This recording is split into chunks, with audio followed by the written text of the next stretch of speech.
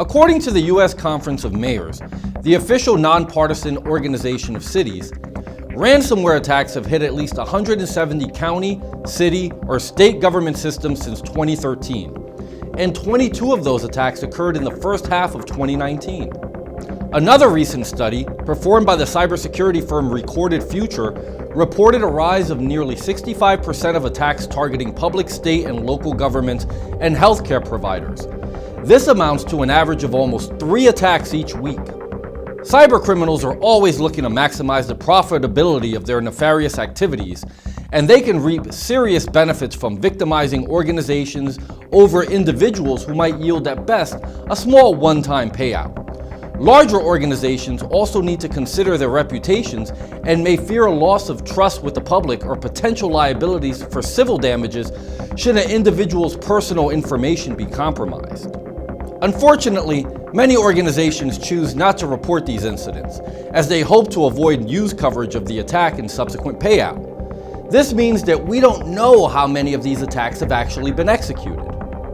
Municipal governments are sitting prey for hackers because they hold a lot of potentially valuable data, they're moving most data systems online, they're often slow to modernize their technology, and they don't spend enough on security. There's the constant risk that more organizations and networks are already suffering from undetected infections that in time will become full-blown ransomware attacks. One of the most notable instances of a wide-ranging malware outbreak was 2017's WannaCry ransomware attack. According to a report from the United Kingdom's Department of Health, the attack crippled the UK's National Health Service, potentially compromising the lives of thousands in addition to costing them over $120 million. The economic impact of attacks like these is expected to reach more than $11 billion in 2019, according to Cybersecurity Ventures.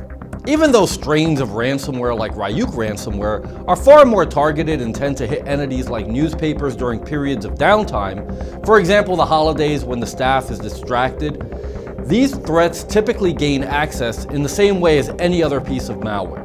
An example of this was the December 7th attack that struck the city of Pensacola, Florida, using a malware strain known as Maze.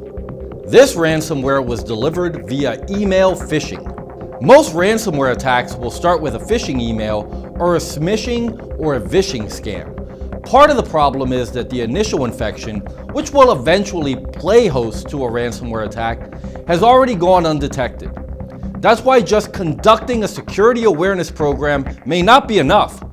Entities need to analyze their endpoint detection and ensure that they have established a powerful security posture. On August 20th, 2019, the Texas Department of Information Resources stated that as many as 23 state-run services, including police departments and libraries, had been affected by file encrypting ransomware. The attackers were demanding $2.5 billion to unlock the files. How can these types of attacks impact you?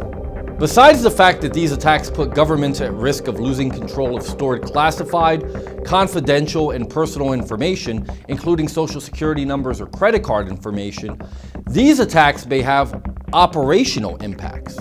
For example, a ransomware attack that can shut down payment platforms or citizen portals could effectively bring municipal operations to a halt.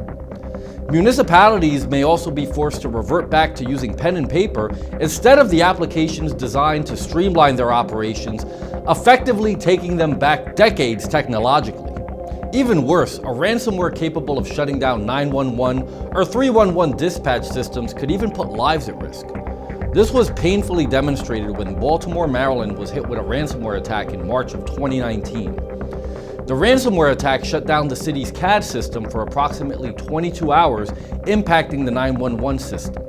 Manual dispatching enabled public safety officers to respond to calls during this time period, but the city's dispatch calls were not recorded. Experts recommend local governments better train their personnel and enhance their technology to mitigate the damage from these types of attacks and to prevent the need to shell out ransom money. Well, we hope you enjoyed this episode. And to stay on top of all news related to malware and your personal security online, make sure to catch This Week in Malware every week. My name is Julio Rivera, and that's This Week in Malware.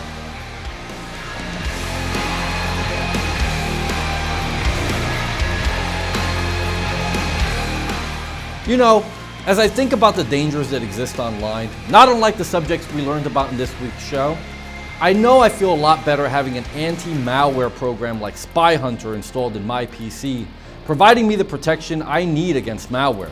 And I think you should too. Spy Hunter 5's strongest features are found in its malware repair capabilities. Spy Hunter 5's remediation algorithms dive deep into your system to remove and address complex malware issues affecting PCs today. While many anti-malware products only flag and quarantine malware and ultimately fail to fully remediate the root problem, the Spy Hunter 5 remediation algorithm detects, quarantines, and programmatically repairs malware problems on your PC. Spy Hunter 5 is a powerful PC utility that repairs malware threats in many cases where other competing anti-malware and antivirus programs may fail. To detect and remove malware for free, go to enigmasoftware.com and download Spy Hunter today. Thanks for watching.